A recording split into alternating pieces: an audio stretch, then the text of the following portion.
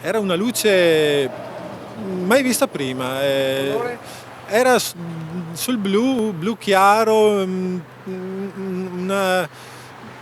ha lasciato una scia luminosa e lunga che sembrava che cadesse sopra la città di Conegliano a momenti. Difatti, tanto è vero che mi sono un po' allarmato, anche quelli davanti di me hanno bloccato le macchine, eravamo tutti quanti in coda e abbiamo cominciato a chiamare i pompieri, i vigili del fuoco. In tanti l'altra sera hanno visto questa scia luminosa sfrecciare verso nord, una luce fortissima che molti hanno scambiato per un attacco dal cielo. Ho visto questo flash che più che un flash sembrava un missile sparato da un aereo che faceva una diagonale talmente rapida e veloce e ha illuminato in quel tratto di cielo una cosa impressionante mai vista prima. Tutto questo martedì sera lungo la Pontebana verso le 19:30, lo stesso orario che abbiamo riscontrato in altre testimonianze. Un aereo che stava cadendo, un missile, un oggetto volante non identificato. Tante le ipotesi fatte da chi ha assistito al fenomeno. Per chi studia il cielo, la risposta è solo una. Può trattarsi di un bolide.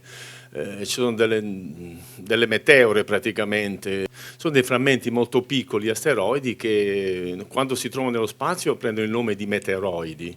Quando entrano invece in atmosfera ionizzano l'aria in quella posizione, quindi si caricano di energie che la riemettono sotto forma di luce. Quindi un fenomeno naturale, tra l'altro, senza conseguenze per la Terra. Un bolide che genera una luminosità del genere può essere grande quando un sasso, la metà del mio pugno addirittura. Sono belli, sono appariscenti, entrano nell'atmosfera, poi l'atmosfera diventa più densa, diventano sempre più luminosi e poi si consumano e scompaiono, lasciano questa scia. Esclusa dunque ogni ipotesi aliena lanciata ieri dagli ufologi. Io sinceramente non ci credo a queste cose.